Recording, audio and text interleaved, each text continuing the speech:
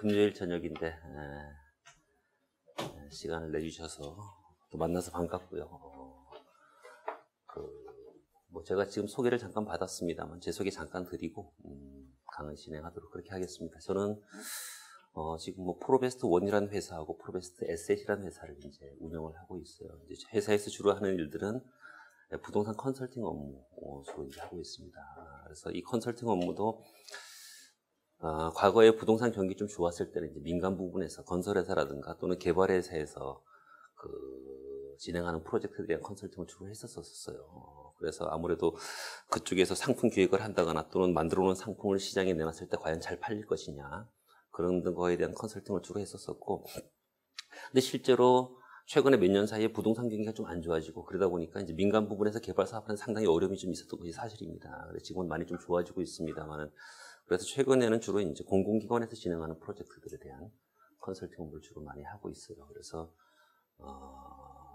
특히 이제 LH라든가 그다음에 한국농어촌공사, 그다음에 코레일, 그다음에 경기도시공사 이런 곳에서 진행하는 프로젝트들에 대한 컨설팅을 주로 하고 있는데, LH라든가 경기도시공사 이런 곳들은 주로 이제 주택을 공급하는 곳들 아닙니까? 그래서 그런 것들을 공급하기 위해서 상품을 만들었을 때 이제 시장에 대한 수용성 검증, 그거를 시장에 내놨을 때 과연 잘 팔릴 것이냐 안 팔릴 것이냐, 그리고 그러면 거기에 따른 이제 마케팅 전략, 누굴 대상으로 어떻게 팔을 것이냐, 이제 그런 것들에 대한 컨설팅을 주로 이제 하고 있고요. 그다음에 이제 농어촌공사라든가 코레일 같은 경우에는 가지고 있는 땅들이 굉장히 많습니다. 그래서 그쪽 가지고 있는 땅에다가 도대체 무엇을 개발할 것이냐에 대한 이제 기본 구상, 거기에 따른 이제 예비적 타당성 검토, 그리고 나서 이제 타당성이 있다고 판단되면은 다시 이제 기본 계획을 수립해서 이제 세부 타당성 검토해서 사업을 실행하는 과정에 그런 컨설팅 업무를 주로 하고 있고요.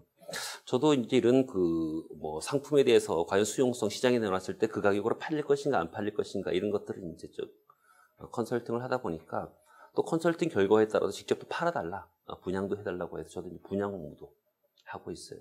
저희가 이제 주제로 이제 강의 드릴 내용이 분양과 관련된 내용들인데, 제가 아마 앞으로 쭉 강의하면서 여러 가지 사례도 좀 말씀드리고 그럴 겁니다. 근데 제가 했던 것 중에서 좀 재미있었던 프로젝트들이 들어보셨는지 모르겠습니다만, 경희궁의 아침이라는 프로젝트도 있고요. 그 다음에 목동에 가면 하이페리온 2, 그 다음에 마포에 가면 하나오벨리스크, 이런 것들을 이제 상품 계약하고 이제 분양 업무, 그런 것들을 진행했고요. 그 외에 오피스 건물 같은 경우에도 보면 여기 대치동 쪽에 KTNG 사옥이라든가 광화문에 있는 흥국생명 신문후 사옥 이런 것들을 이제 운영기획 컨설팅하고 이제 테넌트 유치, 나중에 이제 아래쪽에 이제 아케이드 쪽에 근린생활시설이라든가 위에 오피스 쪽에 이제 사무실들 유치하는 그런 작업들을 쭉 했었습니다. 그 외에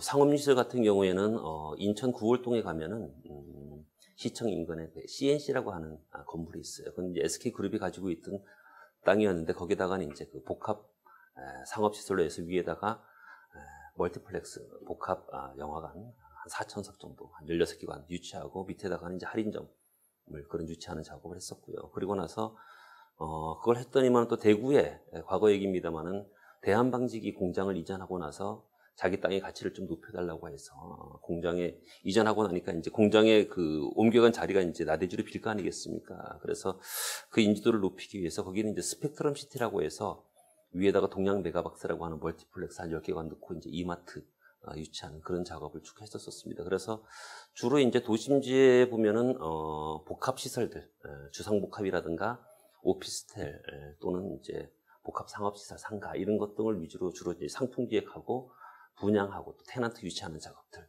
그런 것 등을 쭉 했었어요. 저도 그러다 보니까 또 기회가 돼서 자체 시행 사업도 이제 개발 사업도 하게 돼서 제가 과거에 사용하고 있던 사무실이 영등포 한강 인근의 영등포 당산역이라고 있습니다. 거기 보면 한강 포스빌이라는 건물이 있는데, 그거는 제가 한강 포스빌 건물은 제가 직접 토지를 매입을 해서 시공사 포스코 건설로 선정을 해서 제가 직접 이제 분양도 하고 실제로 준공한 이후에 운영 관리까지 같이 이제 쭉 하고 있습니다. 그래서 부동산 개발과 관련돼서는 나름대로 토지 매입하는 부분에서 시작해서 기획하고 그다음에 실제로 시행도 해보고 분양도 해보고 또 분양한 이후에도 준공한 이후에도 운영 관리까지 전반적인 업무를 쭉 이제 하고 있어요. 제가 이 부동산과 관련된 일을 처음에 하게 된 것이 경험이 많은 여러분들도 계시겠지만은 한 92년도부터 이제 이쪽 일을 하게 됐어요. 하게 됐는데, 제가 이제 지방에 있는 대학에서 학생들 가르치다가, 그 당시에는 막연하게 이제 디벨로퍼라는 걸 한번 해봐야 되겠다라고 이제 했는데, 실제로 그 당시에는 거의 시공사, 건설회사들이 이제 개발 사업을 같이 하는 경우가 많았습니다. 그래서 그때 우연히 제가 들어간 회사가, 아시는 분은 아실 수도 있을 거예요. 여러분들 들어보신 분도 계실지 모르겠습니다만은, 르메이엘이라는 회사가 있어요. 그런 회사가 있어요. 그 당시에 그 회사 사무실이 여의도 정경련 회관에 있었는데, 소위 그 회사가 그 당시에는 우리나라 분양 부분의 육군사관학교라고 얘기할 정도로 직원들이 한 400명 정도, 영업사원만 한 300명 정도, 그렇게 해서 뭐 신촌에 가면 르메르타운이라고 해서 1, 2, 3, 뭐 5, 뭐 역삼동에도 있고 사당동에 여러 군데 있습니다. 택지개발지구도 있고. 그런데 거기에서 제가 이제 컨설팅 기획부장하고 기획실을 운영을 하면서 토지 매입하고 인허가 받고, 그다음에 이제 영업사원도 교육시키고, 그래서 그런 역할들을 쭉 이제 했었어요. 아마 여러분들 그 분양하면서 그런 얘기 들어봤을 거예요. 어떻게 최근에도 뭐 그런 경우가 있지만은 뭐 택지개발지구라든가 이렇게 가보면 이제 파라솔 이렇게 치고 영업하는 친구들, 그런 분들 보신 적 있으시죠? 근데 그게 파라솔 용업이라는 것이 그때 처음 그런 걸 만들어냈어요. 그게 보면은, 야, 저런 걸 왜 하냐? 길거리에 앉아가지고 불쌍하기 싫이 지나가는 사람한테 왜 이거 전단 뿌리고 있느냐? 그런데 그게 어느 정도 효과가 있었나 하면은, 실제로 그 당시에는 택지개발지구 위주로 많이 했었습니다. 택지개발지구에 보면은 뭐 공사 현장만 있었고 거의 아무것도 없었죠. 과거에 뭐 5개 신도시 이제 개발할 때 보면은 분당이라든가 일산, 뭐 삼본, 중동 이런 데 개발할 때 보면은, 그런데 공사 현장 아무것도 없는 그런 공사 현장만 있는 곳에 실제로 거기에 차가 다니는 차들은, 그쪽 공사 현장 그 분당이라든가 일산 이런 곳에 택지개발지구로 들어가는 차들은 대부분 건설회사라든가 공사 현장에 종사하는 사람들이 아니면은 투자를 하기 위해 관심 있는 사람들이 다 그쪽으로 지나가는 경우가 굉장히 많습니다. 그런데 거기에서 이제 파라솔 용업을 하는 거죠. 근데 그게 굉장히 효과가 있어서, 실제적으로. 왜냐하면 그쪽에 택지개발지구로 들어가는 사람들은 그 당시에 보면 다 부동산 투자에 관심 있는 사람이 들어가는 상황이었었기 때문에, 그래서 그게 효과가 있었어요.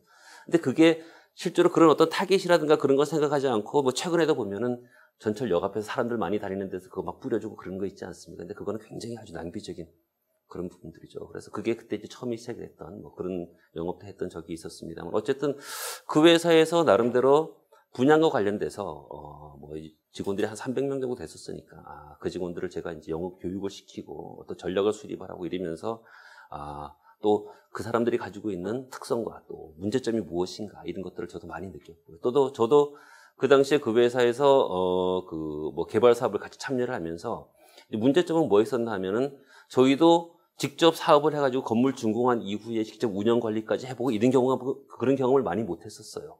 지금은 실제로 우리나라의 부동산에 관심이 계신 분들이 어쨌든 대개 한 뭐 90년 이후 택지개발지구 이후부터 이제 뭐 투자도 해보고 상가도 사보시고 오피스텔에 투자도 해보시고 이러면서 이제는 학습 경험을 다 가지고 있는 거죠. 그 당시에는 90년대 초만 해도 실제로 80년대 후반에 돈 벌으신 분들, 예를 들어서 뭐 아시안 게임이라든가 올림픽 때문에 나름대로 그 경기가 좋아지고 그래서 뭐 돈을 많이 가지고 계신 분도 있었죠. 그래서 그때는 못 모르고 부동산이 괜찮을 거라고 생각을 한 거예요. 그래서 택지개발지구 중심으로 해서 부동산에 투자를 하고 막 그랬었는데,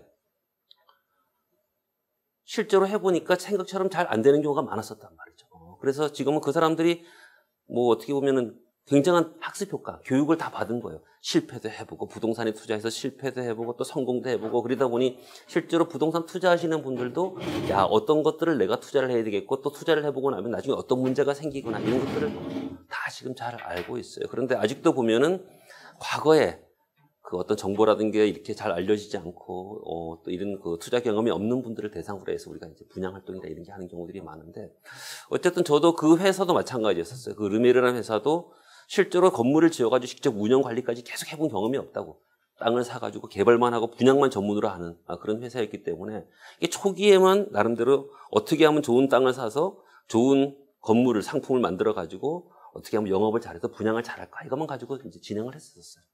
그 당시에는 거의 시공사에서 분양까지 다 하지 않았나요? 아파트 같은 경우에 대부분 그렇게 했었고요. 그런데 실제로 이제 상업용 시설 위주로 많이 했었죠. 상업용 시설이라든가 투자 상품들, 되게 오피스텔도 96년도 이후부터 나왔기 때문에 상가 같은 경우는 직접 못했었죠. 그래서 저도 그때 보면 뭐 삼성 지금 이런 곳에서도 하는 그 아파트 상가 같은 경우에는 제가 이제 그 당시에 상업용 시설 활성화를 위한 컨설팅 경진대회를 해서 제가 이제 참여를 해서 저희가 뭐 1등을 해가지고 삼성에서 짓는 아파트 상가를 저희가 분양을 직접 다 해주고 이제 건설회사들이 이제 그런 거에 대한 노하우가 없었던 부분들이죠. 그래서 그 당시에는 어쨌든 우리가 상품을 어떻게 잘 만들어서 잘 팔 거냐만 관심을 가지고 했었는데 지금 제가 회사를 운영하고 직접 시행을 하면서 이제 건물을 다 지어놓고 나중에 준공한 이후에도 운영 관리를 계속 할 거 아니겠습니까? 그러면 저희 건물에도 복합 건물이니까 뭐 실제로 들어와서 거주하시는 분도 있고 또 투자해서 임대료 받아가시는 분도 있고 상가도 있고 장사하시는 분도 있고 여러분들이 있을 거 아니겠어요? 이거 지나고 나니까 이게 팔기만 잘 팔아서 되는 게 아니더라는 거죠. 팔기만 잘 팔아서 되는 거 아니고 팔고 나서 준공한 이후에도 여기에 들어온 사람들이 실제로 살면서 만족을 해야 되고 장사를 하면서 장사가 잘 돼야 되고 또 투자를 했으면 수익률이 나와서 임대료가 나와줘야지만 이게 문제없이 성공적으로 사업이 되는 거지. 과거에 보면은 어쨌든 법적으로 문제없이 돈 받고 건물 지어가지고 소유권 넘겨주고 나는 끝났다 그런 게 아니더라는 거죠. 그 이후에도 계속 문제가 생길 수가 있습니다. 그래서 제가 보통 지금은 이제 상품 기획을 하거나 이럴 때 또는 최초에 사업을 진행할 때 타당성 검토할 때 이럴 때 보면은 이 사업을 해서 돈이 얼마 남을 것인가 그것만 가지고 판단하는 것이 아니라 그 준공한 이후에도 어떤 문제가 생길 수 있는 것인가를 다 판단을 한다고요. 판단을 해가지고 그런 것들에 대한 어떤 대비책을 사전에 다 정리를 해가지고 타당성 분석을 하고 또 분양하는 현장도 마찬가지예요. 분양하는 직원들도 어떻게 하면 하나 팔아가지고 내가 수수료 받거나 수익 받아가지고 할 것이냐 이것이 아니라 내 물건을 산 사람들이 나중에 실제로 준공한 이후에도 들어갔을 때 수익률이 그만큼 나오게끔 만들어줘야 되고 또는 자산 가치가 올라갈 수 있는 부분들을 만들어줘야 되는 그런 부분들이 있다 이렇게 이제 말씀을 드릴 수가 있겠어요. 오늘 분양과 관련된 얘기를 제가 쭉 말씀드릴 건데 일단은 제가 이제 처음 이제 이런 강의를 진행하는 내용들이 있기 때문에 오늘은 이제 일단 마케팅 위주로 좀 말씀을 좀 드릴 겁니다. 이제 우리가 많이 혼돈되는 것이 분양이라는 얘기를 많이 하잖아요. 분양은 뭐나 하면은 분양은 한문으로 쓰면 이렇게 쓰죠. 잠깐만요.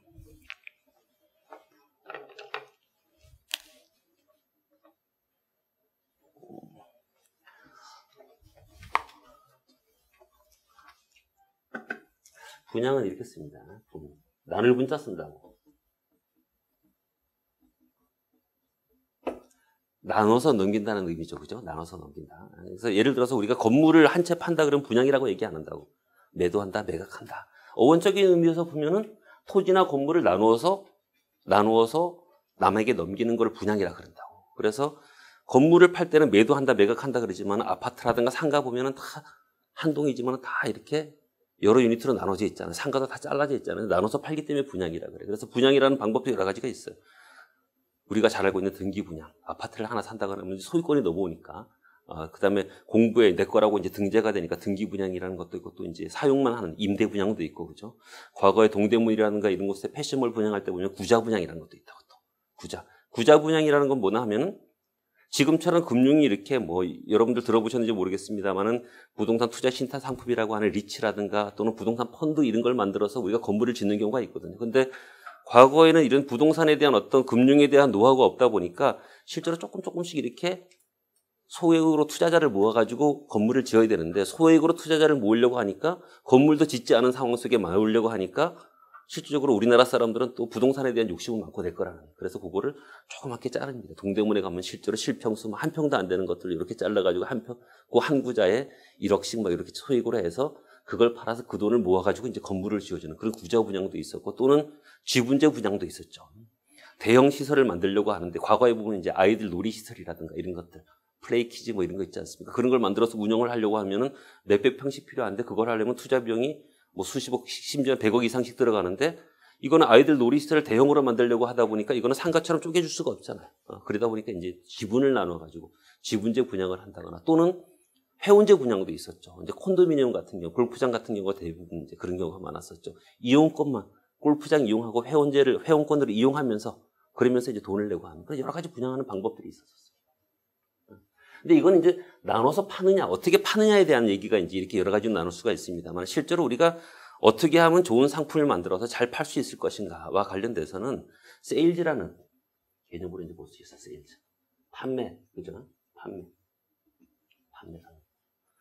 근데 제가 이 강의를 쭉 진행하면서 이제 분양과 관련된 얘기를 쭉 하기 위해서 마케팅이라는 얘기를 주로 많이 할 겁니다. 마케팅. 우리나라 부동산 부분에 있어서는요. 저도 대학에서 부동산 마케팅 강의를 하고 있습니다만은 부동산 부분에 있어서의 마케팅이라는 용어는요. 되게 언제부터 우리나라에 도입이 됐나 하면은 한 95년도 하반기, 95년 말부터 이제 도입됐어요. 한 10월 이후라 그러거든요. 자, 왜 그러냐 하면은 이제 여러분들이 이제 주택에 많이 거주하시니까 주택을 가지고 한번 보자고. 특히 이제 아파트를 가지고 보면은 지금 지난해 같은 경우에 우리나라 아파트 보급률이 주택 보급률이 한 102% 정도. 그 정도 됩니다.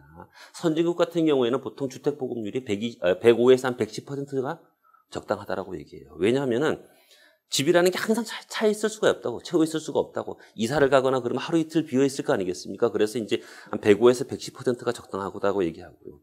우리가 뭐 도심지 가면 사무실 있지 않습니까? 그럼 이제 오피스가 이제 채워지느냐 안 채워지느냐에 따라서 공실률이라고 하지 않습니까? 비어 있는 경우를 얘기하는데 보통 보면 한 3에서 5%를 자연 공실률이라 그래. 그러니까 오피스가 항상 100% 채울 수는 없어. 1년 내내 보면은 다만 며칠이라도 어쨌든 이사를 가거나 비우면서 며칠씩은 이렇게 공실이 생길 거 아니겠습니까? 그래서 보통 한 3에서 5%를 공실률이라고 하듯이 아파트 같은 경우에도 주거시설도 보면은 보통 주택보급률이 선진국은 한 105에서 110% 정도 되어야지 적절하다. 주택에 대한 문제가 안 생긴다고 얘기하는데 지금 우리나라는 이제 102%니까 거의 근사치로 이제 올라오고 있는 상황이죠. 그래서 과거보다 주택에 대한 어떤 문제가 심각하지는 않은 편인데 95년도까지만 해도 우리나라 주택보급률이 한 70%대밖에 안 됐어요. 집 없는 사람이 굉장히 많았던 거죠. 그 당시에는 보면은 사람들이 집이 없었으니까 서로가 어떻게 돈만 벌으면 집을 사려고 막 난리를 즐겼을 거고.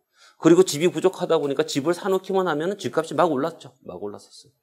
그러다 보니까 정부에서는 집값이 작게 문제가 생기고 오르고 집 없는 사람은 더 집을 살 수 없는 그런 상황이 되다 보니까 부동산에 대한 어떤 투자를 규제하기 위해서 집에 대한 투자를 규제하기 위해서 여러 가지 정책을 막 만들고 이제 그랬던 것들이 그 사실이었죠. 그래서 그 당시에는 부동산 시장 자체가 주로 뭐냐 하면은 특히 주택을 위주로 보면은 공급자 위주 시장이었다고. 시공사라든가 개발회사나 이쪽에서 집을 만들어서 어떻게 팔까? 영업하는 친구도 필요 없었어요. 분양하는 친구도 필요 없었어. 그냥 지어놓으면 무조건 팔렸었다고. 분양한다고 해놓으면 팔렸어요. 그래서 그 당시에는 보면은 보통 이제 저도 그 당시에 지방에 있는 대학에서 이제 학생들 가르치면서 청약통장 막 가입한다고. 집 하나 있어야 되니까. 청약통장 가입해가지고 1순위 돼가지고 그 당시에는 이제 주공아파트 지금 LH 분양한다 그러면은 청약 넣어놨는데 떨어졌어. 1순위가 됐는데 속상해가지고 막 그런데 다행히 학교에서 직장 조합 아파트 한다 그래서 그거 해놓고 드디어 나도 집 하나 생겼다. 막 이럴 때가 있었다고. 그 당시에는 시장 자체가 다 공급자 위주 시장. 어떻게 지어서 어떻게 팔 것인가 그런 고민할 필요가 없었어요. 그래서 짓기만 하면 무조건 팔리던 시대가 있었다고. 그런데 이게 결국 집이 계속 부족하고 주택 문제가 이렇게 생기다 보니까 그 당시에 또 어떤 문제가 생겼나 하면은 시공사나 개발회사는 주택을 공급할 때 어떻게 하면 잘 팔 수 있을까를 고민하는 것보다도 여러 가지 정부의 규제가 있으니까 분양가를 받는데 한계선이 있고 그러다 보니까 어떻게 하면 저렴하게 많은 집을 만들어낼 수 있을까 이런 것만 가지고 이제 고민을 했었지만은 어쨌든 다 팔렸다고. 그러다 보니까 저렴하게 많은 집을 만들어내려고 하다 보니까 모든 주택이 다 획일화 됐었어요. 아파트 30평짜리 가면 그 당시에 지은 집들은 서울 도심에 있는 집이나 강원도 산골에 있는 집이나 30평짜리 가면 다 똑같아. 화장실 2개에다가 방 3개짜리에다가 똑같은 집들 막 지어놨었다고. 그래서 잘 팔렸었어. 근데 결국은 집이 부족하다 보니까 어쨌든 집 분양만 받아놓으면 집값이 막 올라가고 문제가 생기니까 정부에서 이제 여러 가지 고민을 하는 거죠. 야, 이거 집값 막는 거는 한계가 있다. 아무리 막아도 한계가 있어가지고 그럼 어떻게 다른 방법을 택해보자라고 한 것이 이제 공급적인 부분에서 집을 많이 공급을 하면 되는 거 아니겠어요? 그래서 과거에 그 당시에 이제 노태우 대통령이 있을 때였었어요. 그때 어떤 정책을 썼냐면 주택 200만 호 공급을 하자는. 들어보신 분 계실 거예요. 나이 좀 드신 분들은. 그래갖고 매년 50만 호 이상 대량 아파트를 막 지어대는 거예요. 집을 막 공급을 하는 거예요. 우리나라 연간 주택 공급 물량이 보통 한 35만 가구에서 40만 가구가 적정하다고 얘기합니다. 지금도. 그러면 연간 한 35만 가구 정도가 되어지만 재건축 재개발이 되면서 이전 수요라든가 또는 신규 수요들 결혼하거나 이렇게 해서 집을 사는 사람들 그런 게 적절하다고 얘기하는데 95년도 전까지만 해도 1년에 한 15만 가구에서 20만 가구밖에 안 나오던 것들을 이제 정부에서 제도적으로 정책적으로 해서 막 50만 가구씩 갖다 막 쏟아붓는 거. 이제는 집이 갑자기 공급 물량이 많아지니까 사람들이 집이 사는 사람들이 이제는 선택을 할 수 있는 여유가 생긴 거죠. 자기가 마음에 드는 집은 사고 그렇지 않은 집은 안 사는 거야. 안 사는. 이제 그런 문제가 생겼어요. 그러다 보니까 결국은 이제 미분양이 막 나타나기 시작해요. 미분양이 막 나타나기 시작하고 미분양이 나타나다 보니까 결국은 시공사나 시행사들이 어려움을 겪게 되겠죠. 어려움을 겪죠. 그 다음에 과거에는 그냥 짓기만 하면 시공사에 짓기만 하면 무조건 팔렸는데 그게 안 팔리니까 이제 전문가들이 또 필요하게 되는 거고 분양을 어떻게 하면 잘 팔 수 있는 사람들이 있을까 뭐 이런 것들이 되고 그리고 건설회사라든가 또는 개발회사에서는 또 부동산 부분에서는 그때부터 이제 마케팅이라는 용어가 이제 도입이 또 되기 시작한다고. 이제 단순히 팔기 위한 것뿐만 아니라 어떻게 하면 잘 팔 수 있을 건가를 고민하기 위해서 마케팅이라는 얘기가 나오기 시작해요. 그럼 이제 제가 이제 마케팅 가지고 먼저 좀 얘기를 드려볼 텐데 이 마케팅이라는 용어는 우리가 경영학에서 일반 제품에 있어서는 마케팅이라는 용어가 잘 알고 있다고. 대학 다닐 때 경영학과 다니신 분들은 다 아실 거 아니에요. 그죠? 그런데 그거는 보통 일반 제품에 대한 마케팅에 대한 얘기라고. 그런데 실제로 우리가 부동산에 대한 또 여러분이 뭐 중개업을 하시거나 그러면 이제 서비스업이죠. 서비스업에 대한 마케팅, 부동산에 대한 마케팅은 실제로 우리가 생각하는 일반 제품의 마케팅 개념하고 좀 차이가 있다고. 차이가 있어. 이 마케팅이라는 뭐 어원적인 의미를 가지고 좀 보면요. 이 마케팅은 우리가 상식적으로 그렇잖아. 마켓이라는 시장하고 이게 진행형 ing가 복합되는 용어 아닙니까? 그죠? 시장을 형성하고 유지시켜 나가는 과정이다. 이 ing 의미가 굉장히 재미있어요. ing 의미는 계속 진행형이잖아요. 계속 움직이고 있다고. 컨설팅, 거기다 뒤에 또 ing가 붙어 있죠. 그것도 뭔가 움직이고 있는 거예요. 그래서 우리가 마케팅, 분양, 세일즈 이렇게 해서 특히 이제 마케팅 전략을 수립을 한다. 그러면 마케팅 전략을 수립한다. 그러면 이거는 매뉴얼하기가 굉장히 어렵다고. 하나의 표준화시키기가. 시장에 따라서, 시점에 따라서, 고객의 특성에 따라서 항상 변하는 거예요. 저도 분양 대행업을 하고 분양업을 하면서 지금 20년 이상을 여러 프로젝트를 했다고 말씀드렸습니다만은 한 번도 똑같은 케이스가 없었어요. 그때 그 시점에 따라서, 시점에 따라서, 고객의 특성에 따라서, 상품의 특성에 따라서 항상 바뀌는 거예요. 컨설팅도 마찬가지예요. 컨설팅은 제가 수백 건 이상을 했었을 거예요. 그런데 과거에 주상복합 이렇게 컨설팅 했었으니까 이번에도 똑같은 방법으로 이렇게 한번 해보자, 분석을 해보자. 전혀 그렇지가 않아요. 할 때마다 틀리는 그런 부분들이 있어요. 그래서 이 ing 의미가 굉장히 중요한데 우리 뭐 책에서는 이론적으로 이런 얘기를 해요. 이 ing 의미를 하나는 첫 번째는 어떤 의미를 가지고 있냐면 창조, 새로운 걸 만들어낸다는 거예요. creating, 새로운 걸 만들어낸다는 의미를 가지고 있고 다시 말해서 새로운 시장과 새로운 고객을 찾아낸다는 의미를 가지고 있는 거죠. 그 다음에 또 하나는 뭐냐면은 circulating, 순환이라는 의미를 가지고 있어요. 직선적이지 않다는 거. 우리가 물건 팔고 나서 끝나는 게 아니고 팔고 나면은 물건을 산 사람들이 뭐 문제가 있다거나 이게 생각했던 것보다 틀리다거나 이런 불만이 있을 거 아니겠어요. 그럼 그 불만을 해소를 해줘야 된다고. 해소해주고 그 불만이 있거나 그런 거를 다시 반영을 해서 상품을 새로 개선해주고 이런 피드백적인 그런 요소들이 필요하다고. 그래서 우리가 이제 보통 마케팅이라고 얘기하면은 새로운 시장과 새로운 고객을 만들어내고 그 사람들한테 물건을 팔고 나서 그 사람들이 불만을 개선해 주면서 만족하게 할 수 있는 여러 가지 활동들을 해가는 과정이다. 뭐 이렇게 이제 볼 수가 있어요. 근데 우리가 많이 혼돈하는 것이 앞에서 잠깐 말씀드렸습니다. 세일즈라는 얘기를 한다고. 세일즈하고 많이 혼돈한다고. 그럼 여기서 세일즈하고 우리가 마케팅의 차이는 뭐냐? 세일즈하고 마케팅의 차이를 보면은 이 추구하는 목표 자체가 틀려요. 목표가 어떻게 되냐? 세일즈의 목표는 뭐냐 하면은 기업의 이익을 추구하는 거거든요.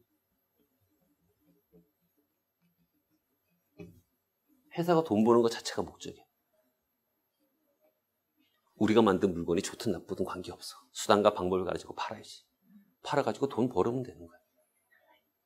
과거에 보면은 부동산 부분에도 분양 대행사 단순히 지금도 많아요. 분양 대행사, 분양업을 한다. 저도 분양업을 해. 그런데 지금은 분양업이라는 개념이 과거의 세일즈의 개념에서부터 마케팅 개념으로 좀 바뀌고 있다고. 분양 대행사, 과거의 분양 대행사라는 곳들이 하는 것들을 보면 어떤 식으로 일을 진행하냐면은 회사가 이익을 추구해야 되니까 일단은 개발 주체 시행사라든가 건설회사에서 사업 계획을 잡을 때 건물 계획을 할 때 일단 자기들이 돈을 많이 벌 수 있는 상품을 만들어. 그래서 우리가 건물을 최대한 지을 수 있도록 용적률 최대한 찾을 수 있도록 연면적 가장 높은 그런 건물을 무조건 찾아놔. 무조건 높게 가장 크게 짓는 거야. 법적으로 지을 수 있는 한도까지 다 찾아놓고 그리고 나서 분양을 하려고 하면 자기들이 최대한 받을 수 있는 가격을 정해보는 거야. 최대한 받을 수 있는 가격을 정해놓고 그러면 수익이 많이 생기니까 그래놓고 나서 그런데 부동산 경기가 어쨌든 앞에서 얘기했다시피 주택도 공급이 많이 되고 물량이 많아지고 어떻게 그러다 보니 경쟁을 해야 되고 그러다 보니까 자기 스스로 팔기가 좀 한계가 있고 과거같이 지어놓기만 하면 무조건 팔리던 시대가 아니고 그러니까 이제 분양 전문업체, 분양 대행사라든가 이제 영업 분양하는 사람들이 이제 분양 마케터들을 분양하는 사람들이 이제 와서 제안을 하라 그럽니다. 너들 한번 제안해봐라. 우리 이런 상품을 만들었는데 어떻게 할 거냐? 그러면 제안서 이제 만들어서 이제 가져갑니다. 제가 나중에 이제 제안서 만드는 방법도 말씀드리겠습니다만 가져가서 나 열심히 팔아가지고 어떻게 팔겠습니다. 라고 얘기하면 서로 협의가 되면은 시공사나 시행사하고 분양 대행업체하고 협의해. 그럼 열심히 팔아라. 그 수수료 얼마 줄게? 몇 퍼센트 줄게? 이제 그래. 제가 이제 상업용시설을 팔 거냐, 주거시설을 팔 거냐, 뭐 또는 오피스텔을 팔 거냐 이럴 거에 따라서는 어떤 시장 수수료 유리하는 이런 것도 또 말씀을 드릴 겁니다만. 그러면 시행사에서는 어쨌든 세일즈 개념으로 봤을 때는 돈을 버는 게 목적이니까 분양 대행사에서는 어쨌든 단기간에 많이 팔아가지고 수수료 받아가는 게 목적일 거고 개발 주체에서는 어쨌든 계약해놓고 가면은 법적으로 문제없이 중도금 내라, 잔금 내라 그래서 어쨌든 돈 받아가지고 건물 지어주고 나면 자기들의 역할은 끝이라고 생각한다고. 이 당시에 분양 대행사들은 보면요. 시행사나 시공사의 상품을 만들어 놓고 나면 이 상품이 좋든 나쁘든 상관없이 무조건 들어가서 팔아야 되잖아. 그래야만 돈을 벌 거 아니겠어요. 그래서 분양 대행사들은 가서 그 당시에 한창 유행했던 방법이 뭐냐 하면 좋게 얘기하면 조직 분양이지. 근데 나쁘게 얘기하면 떼 분양한다고 떼 분양. 과거에 동대문 같은데 무슨 뭐 패션몰 한번 분양할 때 보면요. 한 프로젝트에 영업사원들이 막 500명씩 들어가. 500명씩. 그래서 들어가서 인적 판매하는 거야. 막 아는 사람들 뭐 주변 친구 뭐 이런 데 가서 팔고 또 이제 현혹도 시키죠. 그럴싸하게. 과거에는 지금처럼 이런 인터넷 정보라든가 부동산 정보가 이렇게 보편화되지 않았어. 실제로 옆집이 얼마에 분양하는지도 잘 몰랐고 저 집이 잘 되는지 안 되는지도 잘 몰랐어. 그러다 보니까 그럴싸하게 포장해가지고 약간 현혹도 시켜가지고 어쨌든 법적으로 문제없이 계약시키는 거야. 그리고 나서 자기들은 두세 달 막 열심히 팔아가지고 수수료 딱 받아가지고 떠나가. 떠나가면은 시행사나 시공사나 법적으로 문제없이 계약이 됐으니까 중도금 내시오. 잔금 내시오. 그래가지고 돈 받아가지고 건물 다 지어주고 소유권 넘겨주면 자기들의 역할은 끝났다 그래요. 그런데 그걸로 끝나느냐? 그렇지가 않더라는 거죠. 실제로 건물이 준공하고 났는데 특히 이제 상업용 시설 같은 투자 상품들 같은 경우에는 나중에 들어와 보니까 장사가 안 돼. 여기 뭐 나중에 뭐가 들어와서 뭐 이렇게 활성화될 거라고 얘기했는데 그것도 안 들어와. 그럼 어떻게 되겠어요? 그러면은 결국은 이 사람들이 그게 안 되면은 어디로 가냐 하면은 사업 주체한테 가가지고 따지겠죠. 그죠? 너 이거 그때 분양하는 친구들이 이렇게 해준다 그랬는데, 왜 이거 안 되느냐? 뭐 이렇게 해서. 이 여담으로 한번 말씀드리면 어떤 경우도 있었냐면요.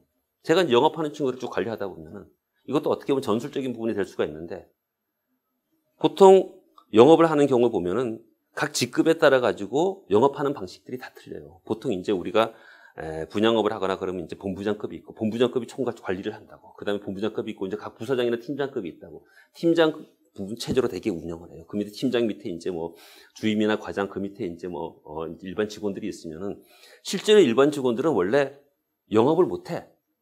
그럼 뭐를 하나 하면은 보통 이제 텔레마케팅 전화 걸고 전담 뿌리고 뭐 이런 작업을 주로 하는 거. 어떻게 보면은 조금 그 육체적인 활동을 하는 것만 주로 하는 거. 그래가지고 소위 이제 오더 고객이 하나 발굴이 되잖아요. 발굴이 되면은 괜히 어쩌다가 이렇게 고생해서 한 번 만드는 고객인데 가서 상담 잘못하다가 실패하게 되면 문제가 생기는 거 아니에요. 그러면 이제 너가 조금 있는 과장이나 팀장급이 가서 이제 브리핑을 한다고. 이런 상품이 이렇게 좋고 쫙 브리핑을 한다고. 그러면 관심 있다, 나 하나 사고 싶다라고 하면 그 다음에 벌써 거기서도 원래 계약을 못 해. 계약을 할 때는 또 어떻게 하냐면 특히 이제 본부장급이나 위서 부서장급으로 간다고. 그럼 거기서 뭘 하나 하면은 보통 분양받는 사람들이 그냥 일반적인 우리가 공개 추첨해가지고 청약받을 때는 그냥 거기에 법적으로 나온 대로 청약해가지고 그냥 당첨되는 거지만은 수익이하러 갈 때는 조건이 서로 틀리다고. 내가 상가를 분양받았는데 난 자금이 요거밖에 없는데 나머지는 어떻게 해줄 거냐. 나중에 임대가 되어야지만 나는 분양을 받을 수가 있다. 뭐 이런 조건들이 나올 거 아니겠어요. 근데 이걸 일반 직원들이 할 수 없으니까 거기에 대한 옵션 같은 거를 노하우를 가지고 있는 부서장급이 이제 해준다. 그럼 내가 테넌트를 나중에 임차를 내가 맞춰주겠습니다. 뭐 이런 식으로 이제 하는 거예요. 어떤 황당한 일까지 있었나 하면요. 예를 들어서 우리가 상업용시설 같은 상가 같은 경우에는 보통 평균적으로 분양대행 수수료가 매출액 대비 한 6에서 심지어는 10%까지 간다고. 평균 한 6% 된다고.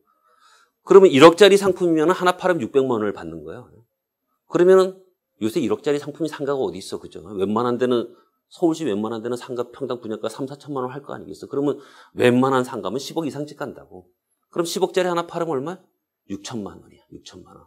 근데 이게 이제 회사로, 대행회사로 넘어가는 거니까 실제로 말단 사원이 가져가는 거는 보통 보면 한 2.5에서 3% 가져간다고. 그러면 10억짜리 하나 팔으면 3천만 원을 받는 거야. 3천만 원을 받는데 보통 우리가 언제 받냐면 계약금만 내면 계약만 시켜주면 법적으로 문제가 없으니까 수수료를 받아간다고. 그러면 계약금이라는 건 보통 분양대금의 10% 아니에요. 그죠? 그럼 10억짜리 상가를 하나 계약을 하기 위해서 투자자를 유치해서 계약금을 1억을 하면 3천만 원을 받아가는 거야.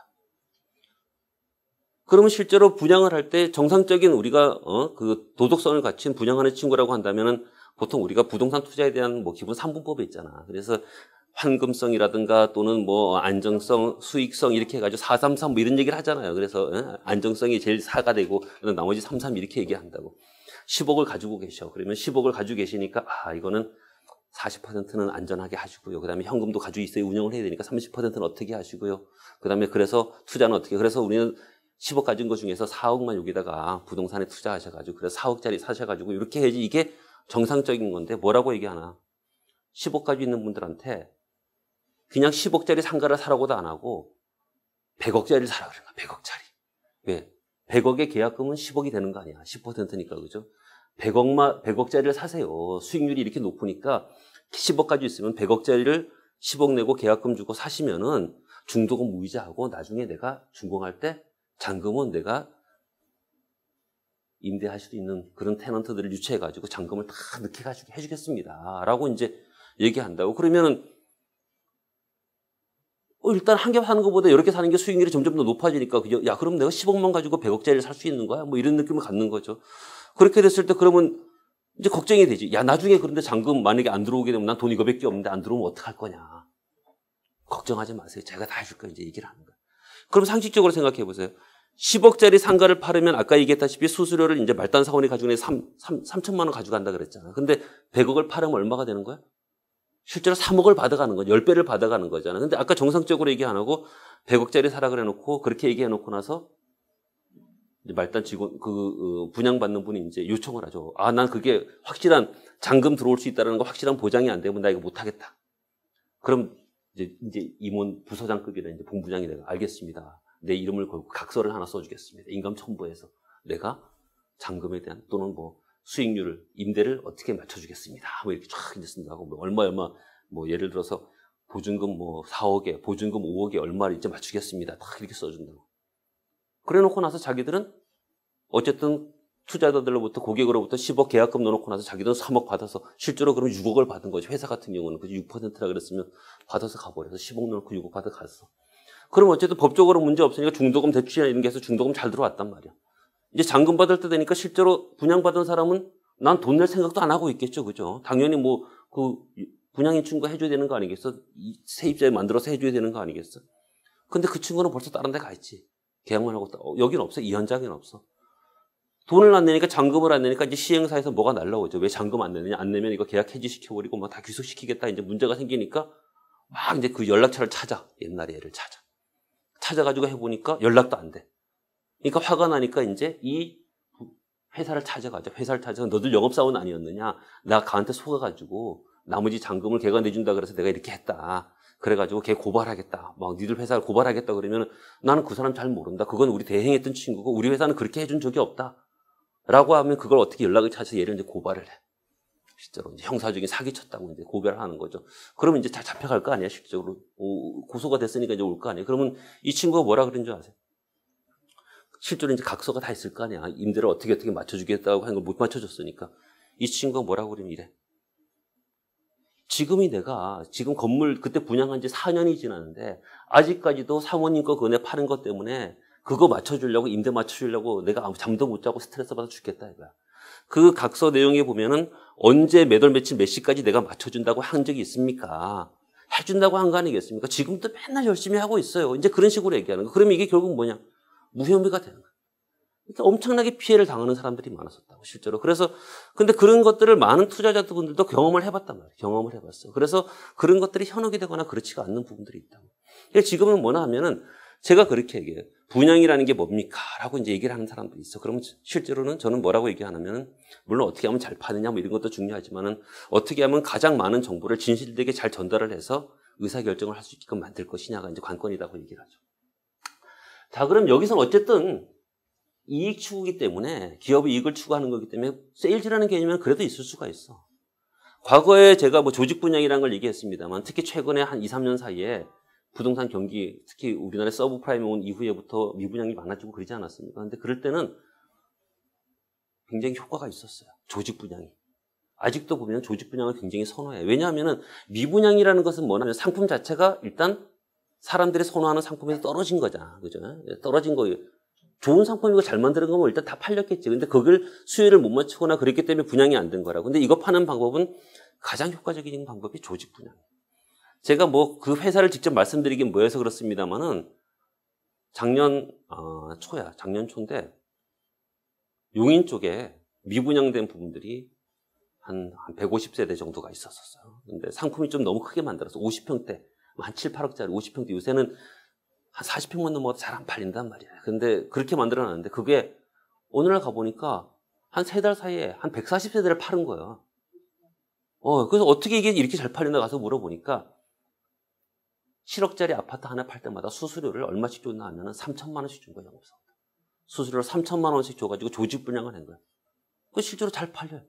잘 팔린다고. 그러다 보니까 경기가 안 좋거나 미분양 아파트 팔 때는 아직도 그런 효과를 가지고 하는 부분들이 있어요.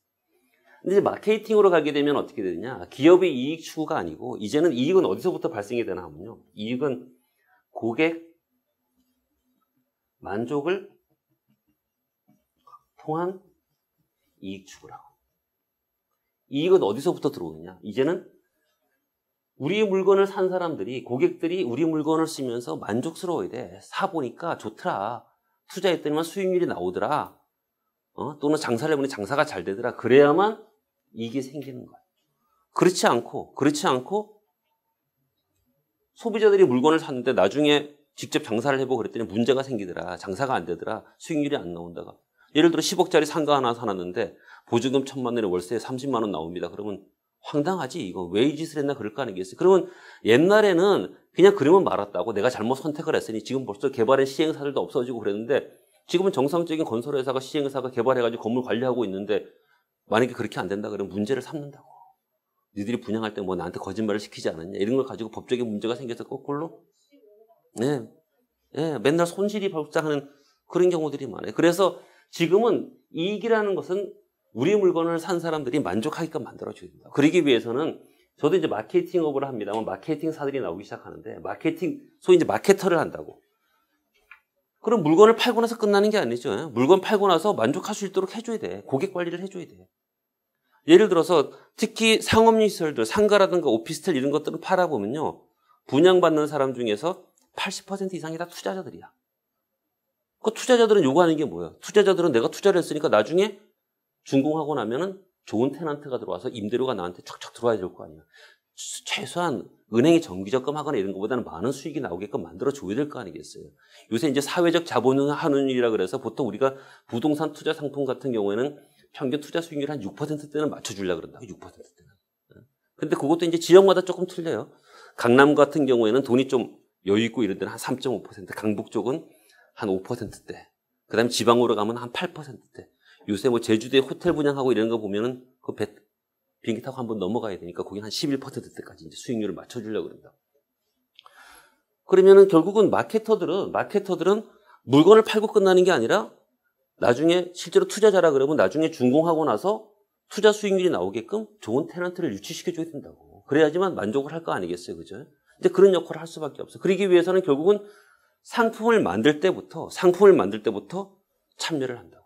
소위 이제 리서치를 해본다고. 시장 조사를 해봐. 과연 여기다가는 어떤 상품을 만들어서 팔아야만 잘 팔릴 수 있을 것인가. 그리고 장사가 잘 될 것인가. 그런 것들을 상권 분석을 해보고 그래서 그런 상품을 만들게끔 소위 이제 리서치를 해보고 리서치한 자료를 가지고 여긴 이런 상품으로 들어가고 이런 업종이 들어가야 됩니다라는 것을 실제로 설계 쪽이라든가 인허가 하는데 넘겨줘가지고 그걸 다 반영을 해가지고 상품을 만들게끔 하고 팔아주고 나중에 만족할 수 있도록 테넌트를 유치시켜주는 이런 일련의 과정이라고 볼 수 있어요. 제가 어떤 일이 있었냐면은 저도 뭐 이런 업을 하다 보니까 저도 데이터베이스를 고객 관리를 한 3만 명 정도를 하고 있다고 데이터베이스를. 그래서 저는 프로젝트가 하나 떨어지면은 그 프로젝트를 가지고 저희 고객들한테 던져본다고. 이 상품이 어떻습니까? 라고 평가를 해본다고. 그럼 거기서 반응을 본다고. 좋다, 안 좋다, 이게 문제가 있다. 그걸 보고 나는 이제 일을 진행을 하는데, 제가 뭐 예를 들어서 우리가 뭐 그 공공기관을 얘기하긴 뭐합니다만은, 제가 이제 LH 같은 경우에 자문 업무를 한다고. 이제 뭐 과거에 보면 뭐 오산 세교지구인가 그런 쪽에 이제 분양이 좀 어렵게 돼서 이제 자문을 하러 가면은 가서 이제 보면서 이제 그런 얘기를 했어요. 지금은 많이 바뀌었습니다만은 여태까지 저도 한 3만 명 데이터베이스를 가지고 있는데 지금까지 LH에서 분양한 아파트가 몇 가구쯤 됩니까? 정확한 숫자도 잘 몰라. 뭐 수백만 가구가 넘겠지. 근데 그 분양받은 사람들 다 어디 가 있습니까? 없지. 그때 파는 거 끝난 거야. 팔고 나면 끝난 거지. 특히 공공기관에 불구하고 팔고 났으면 그 파는 사람들을 계속 관리를 했더라면, 소위 데이터베이스를 가지고 있었더라면, 결국은 뭐 80년대 지금 재개발됐던 잠실에 있는 또는 지금 그쪽에 뭐 강동구에 있었던 이런 시정 아파트라든가 뭐 주공 아파트, 이거 14평, 17평짜리 분양받았던 사람들이 결국은 지나가지고 타워필리스도 들어가 살고 있고 지금 뭐 고급주택에 살고 있는 거라고. 실제로 그 사람이라고 데이터베이스. 그러면 그 사람들만 제대로 잘 관리를 하고 있었더라면은, 관리를 해가지고 그 사람들이 요구하는 게 뭔지를 계속 반영을 했더라면 어떻게 이거 팔까 안 팔까 고민할 필요가 없는 거죠. 타겟을 계속 만들어갈 수 있다. 근데 우리나라는 세일즈라는 마인드로 계속 개발을 했었고, 또 분양하는 친구들도 단순히 어떻게 팔아요, 돈만 벌어가겠다는 개념을 가지고 있었고, 시공사도 디벨로퍼라는 개념이 아니라 어떻게 개발업자, 분양업자, 부동산업자처럼 건물 지어가지고 시공비만 찾아간다고 생각을 하고, 심지어는 공공기관에서도 그냥 아파트 지어주면 끝나는 거라고 생각을 하다고 고객 관리라는 거를 하나도 안 하다 보니까 한번 프로젝트 한 번 할 때마다 맨날 시장 조사이고 누굴 대상으로 어떻게 팔아야 될 것인가, 뭘 만들어야 될 것인가 맨날 고민을 하는 그런 부분들이 있어요. 그래서 결국은 장기적으로 보면은, 단기적으로는 내가 어떻게 좀 팔아가지고 돈을 한번 딱 이렇게 큰 수익을 가져갈 수 있지만, 결국 장기적으로 보면은 그 한 사람 한 사람들 팔았던 사람들이 실제로 내 고객이 되게끔 해가지고 데이터베이스 관리가 되어야지만, 그러면 어떻게 보면 굉장히 편하게 사업을 할 수 있는 거예요. 여러분들 뭐 자동차 그 전문 딜러들 보면 그래요. 전문 딜러들 보면 영업 잘한다는 친구들은 보면은요, 뭐 10년, 20년 하면서 자기 고객 관리를 엄청나게 잘하고 있는 거예요. 그러면 자기가 영업을 안 해. 결국 차라는 것은 시간이 지나면 바꿔야 되는 거니까, 관리 잘하니까 자연히 와가지고 나한테 사고 그런 역할을 하는 거거든요. 이제 그런 부분들이 우리 부동산 부분에도 필요하다. 그래서 제가 지금 분양과 관련된, 또 투자 상담에 관련된 얘기를 하지만, 결국은 이 분양 또는 마케팅 이런 걸 얘기하다 보면은 처음부터 끝까지 얘기할 수 있는 게 고객이야, 고객. 고객을 어떻게 우리가 분석을 할 것인가, 어떻게 하면 고객을 찾아낼 것인가, 그 다음에 그 고객들을 어떻게 하면 우리가 만족할 수 있게끔 그렇게 만들어줄 것이냐. 관건이죠. 실제로 제가 모델하우스 오픈하는, 나중에 모델하우스 유니트를 어떻게 운영할 것이냐 이런 것을 말씀드리겠습니다만, 모델하우스를 한번 운영하잖아요. 그러면 웬만한 좀 큰 프로젝트는 모델하우스 한 군데만 최소한 50에서 100명 정도가 거기서 사람들이 투입이 된다고. 영업하는 친구들 뿐만 아니라 거기서 상담해주는 친구들 뿐만 아니라 도우미들이 있죠. 그 다음에 나레이션 해주는 친구들 있죠. 심지어는 발리 파킹하는 친구들도 있죠. 그 다음에 도우맨, 문 열어주는 친구들도, 안에 가면 텔레마케팅 하는 친구들도 있고, 무지무지하게 많아. 굉장히 많은 사람들이 있는데, 이 친구들이 고객이 처음에 딱 들어와서부터 상담해가지고 보고 나갈 때까지, 나가는 순간에 가다가 예를 들어서 나가는데 차가 어디 옆에 쓱 스쳐가지고 이게 어때 문제라도 생겼다 그러면은 절대 계약 안 돼. 그러니까 이 사람들이 들어와서부터 나갈 때까지, 또는 심지어 상담하는 친구가 자기가 영업하면서 상담을 해서 보는 사람한 모델하우스 구경 잘하고 온 분들 앉아가지고 얘기하면서 이렇게 설명하고 이러다가 갑자기 전화가 왔는데 빚쪽 전화가 온 거야. 그래가지고 밖에서 죄송합니다. 뭐 며칠만 좀 기다려 주십시오. 그리고 나서 상담이 되겠어요? 그게 안 된다고. 그래서 제가 이걸 한번 하면, 모델하우스 같은 경우 한번 운영하면은 진짜 뮤지컬 감독이야, 이거는. 모든 사람들이 일사불란하게 그 들어오는 고객의 특성에 맞게끔 그런 것들 만족할 수 있는, 들어와서부터 나갈 때까지 참 편하게 와서 보고 갈 수 있는 그런 것들을 막 활동을 해주는 역할들을 해주거든요. 결국은 어떻게 고객을 우리가 이해를 하고 분석을 하고 이 사람들이 만족할 수 있게 해주느냐, 이런 게 이제 관건이라고 볼 수 있습니다. 보통 이제 우리가 분양을 하는 단계를 보면은 뭐 여러 가지가 있습니다만은,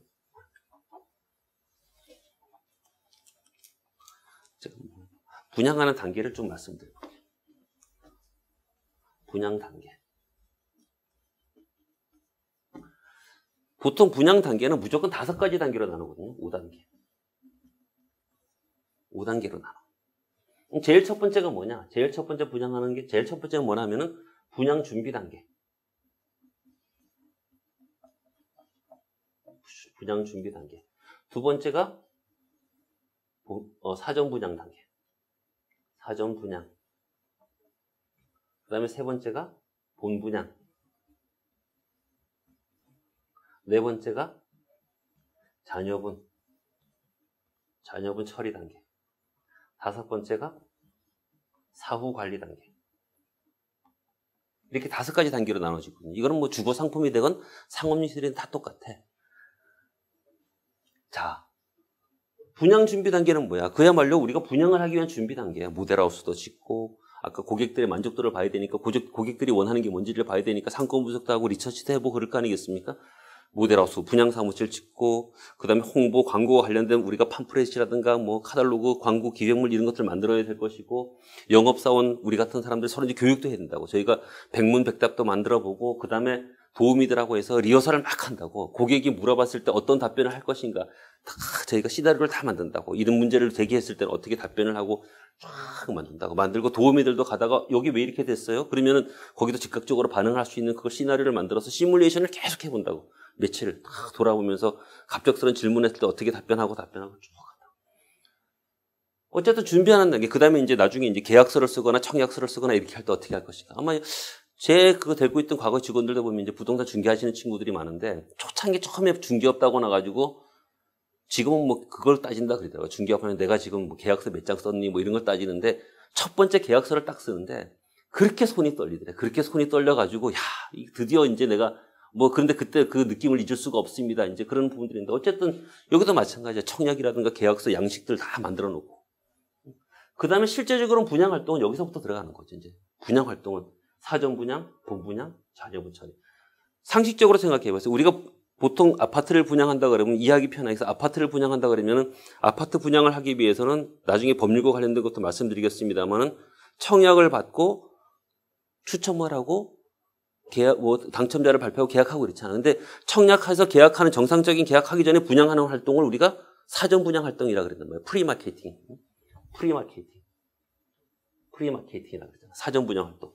이게 사전에 분양 활동하는 거하고 광고해가지고 청약 받아가지고 계약시킬 때 청약 통장 돌려가지고 계약시킬 때 하는 분양하는 방법하고 그 다음에 미분양 남은 거를 팔 때 하고 분양하는 방법이 틀리겠죠. 여기서 제가 이제 자녀분 미분양 처리라고 얘기 안 하고 자녀분이라고 얘기하는데 미분양이라는 용어를 쓰게 되면 조금 기분이 안 좋은 것 같아요. 그죠? 팔다가 못 파는 건 미분양이잖아. 근데 자녀분은 언젠가 팔릴 건데 아직 안 팔린 거잖아. 그래서 제가 처음에 이런 부동산 관련된 일을 하면서 지금 굉장히 큰 기업입니다. 거기 회장님인데. 제가 이제 뭐 거기 브리핑을 하러 갔어. 저희 뭐 상품 활성화 대책하면서 이제 미분양 활성화 대책해가지고 이제 그걸 막 얘기했다고 그랬더니만 그 회장님이 좀 보수적인 부분이고 좀 뭐 미신을 믿는 분인지 모르지만 저보고 뭐라 그러는 거. 왜 미분양이라는 용어를 기분 나쁘게 쓰냐 이거야. 어차피 시간 지나면 다 팔릴 텐데 거기에 왜 미분양이라는 용어를 써 뭐라 그러시더라고. 그래서 그다음부터는 저는 미분양이라는 용어는 잘 안 써요. 자녀분 아직까지 남아있는 뭐 그런 것. 이거 분양하는 방법이 틀리다고. 그 다음에 이제 사후 관리 단계. 뭐 이렇게 이제 얘기를 하는데. 보통 분양 준비 단계는 앞에서 말씀드렸습니다만 실제로 분양하는 단계에서 이제 몇 가지 활동들을 좀 말씀을 드려볼게요. 사전 분양할 때 우리가 꼭 필요한 것들을 보면은 텔레마케팅하고 다이렉트 메일, DM 발송하는 것들은 꼭 필요하다고. 텔레마케팅, 여기서 얘기하는 텔레마케팅은 뭐냐 하면은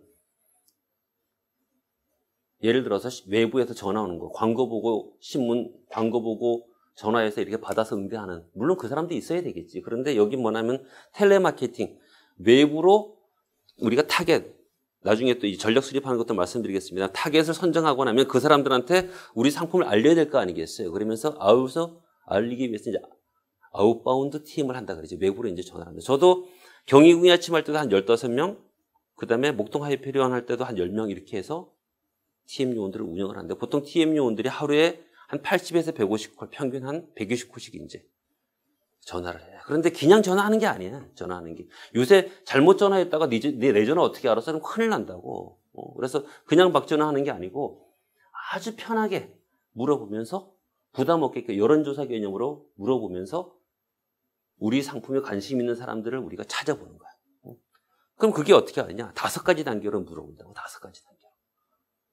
여러분들이 지금 교육받고 있는 우리 자산관리협회, 이 건물이 있는데 이쪽에서 만약에 여기다가 우리가 뭐 원룸형 오피스텔을 지었다 이거야. 오피스텔을 지었어. 그러면은 제일 첫 번째 TM 요원들이 뭐를 물어보냐면 우리 사업지가 속한 우리 여러분 교육장에 있는 이 사업지가 속한 지역을 가지고 물어봐. 아, 우리 강남 선능력 인근에다가 오피스텔 짓는데 어떻습니까? 물어본다고. 그러면은 어떤 사람들은 선능력 쪽에 강남이고 좋다라고 얘기하는 사람이 있고, 아, 거기 너무 비쌀 것 같아 느낌으로 벌써 안 사. 나는 오히려 대학가 이런 데가 좋아. 뭐 이렇게 하는 사람이 있을 거 아니에요. 그러면 일단은 필터링을 한번 한다고. 강남 선능력 쪽이 좋아. 그 다음에 두 번째, 우리 사업지를 가지고 물어봐. 야, 우리 땅은 요 언덕 올라가서 골목 이렇게 들어서 여기 있습니다. 라고 물어보니까, 아, 거기 이면도로에서 나 싫어. 대로에서 사야지 안 사. 또 좋다는 사람이 있을 거 아니에요. 오히려 주거 여건으로 뒤가 조용한 게 좋아. 이럴 사람이 있을 거 아니겠어요. 상품 가지고, 두 번째 우리가 사업지 가지고 물어봐. 그 다음에 세 번째는 이제 상품 가지고 물어봐. 상품. 우리가 예를 들어 15층짜리 원룸형 오피스텔인데, 이제 그걸 보여주기 위해서 DM을 발송을 했겠지. 우리 상품이 어디 있고 그걸 먼저 보냈겠죠. 자료를 보여줬겠지. 그걸 쭉 보고 나서 상품 본이 어떻습니까? 원룸인데 어떻습니까? 야, 거기 괜찮네. 안에 부대시설도 잘해놓고 건물 모양도 예쁘고 하나 사고 싶다. 이 세 번째 걸러놓고 나서 그 다음에 이 사람들한테 뭘 물어보냐면은 구입의향을 물어본다고. 너 살 거야 안 살 거야? 아, 나 사고 싶어. 좋긴 좋지만 나 못 사. 이런 사람도 있을 거 아니야. 그리고 나서 네 번째 가격을 던져. 야, 평당 1,500이야. 살 거야 안 살 거야? 아, 너무 비싸 못 사. 그 정도면 괜찮네.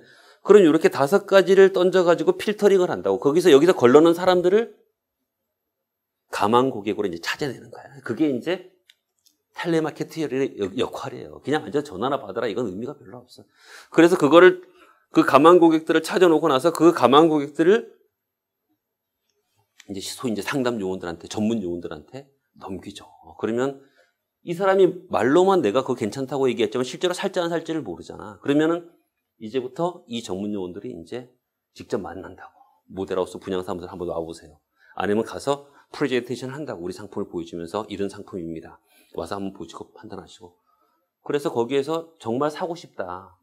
사고 싶다 그런데 그러면 그냥 계약하고 싶지. 계약하고 돈 받고 계약해야 되겠지. 정상적으로 하면. 그런데 우리가 보통 일반적인 여기 프리마케팅 기간이기 때문에 우리나라는 법적으로 공개 추첨을 하기 전에 먼저 수의계약으로 분양을 못하게 돼 있다고. 선분양을 못하게 돼 있다고.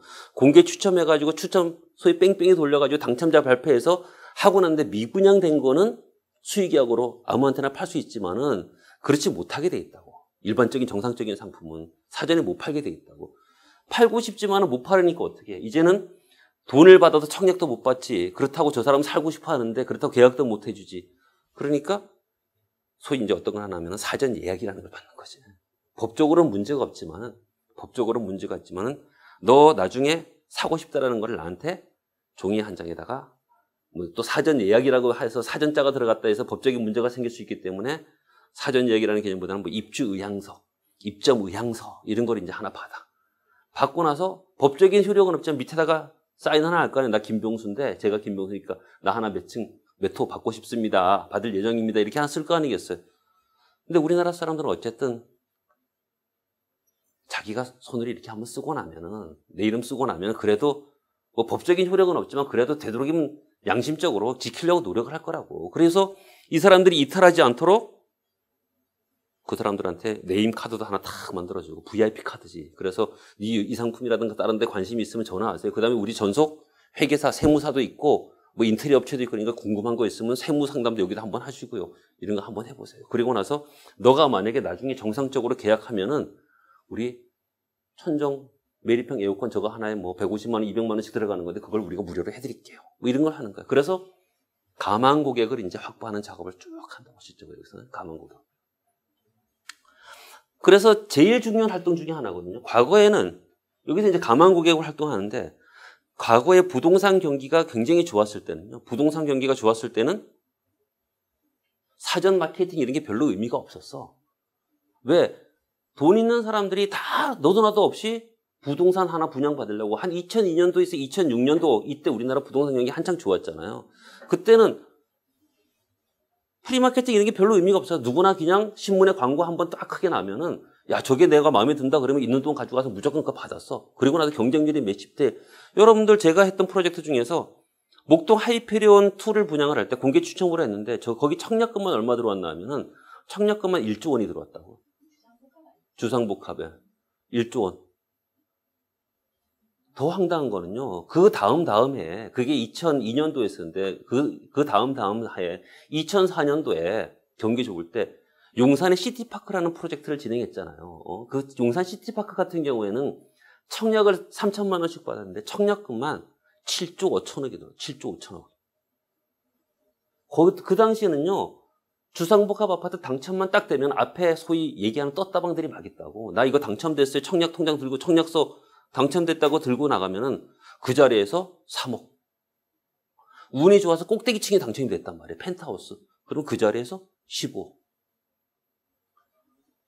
복권을 왜 사? 복권 예를 들어서 내가 본 거 한 뭐 몇백만 원 받아가지고 한 2, 300만 원어치 복권을 다 샀단 말이에요. 로또 복권을 샀는데 운이 안 좋아서 당첨이 하나도 안 됐어. 그러면 300만 원 날리는 거 아니에요. 그런데 이거는 돈을 빌려서라도 청약금 3천만 원 딱 넣어가지고 당첨만 딱 되면은 10배 튀기는 거고 당첨 안 되면은 원금 가져가는 거고. 아, 이런 게 어디 있어. 그죠? 그랬었다고 과거에는. 그런 시절이 있었었다고. 그런 당시에는 프리마케팅 개념도 별로 의미가 없어서 그냥 막 팔렸었어. 그냥 신문에 광고가 몇 번 하면 팔렸지만 지금은 사람들이 다 부동산에 대한 경험을 가지고 있고 또 부동산 경기가 과거처럼 무조건 뭐 자산 가치가 사놓기만 하고 올라가던 그런 시대는 끝나잖아요. 지금은 수익형 상품으로 다 바꾼 거 아닙니까? 부동산에 투자한다 그러면 사놓고 몇 년 뒤에 얼마만큼 오르겠지 그런 생각하는 사람 지금 많이 줄어들었다고. 야, 내가 이거 사놓으면 한 달에 얼마씩 나한테 들어올까? 이런 개념으로 수익형 상품으로 다 바꿔가고 있는 시점이라고.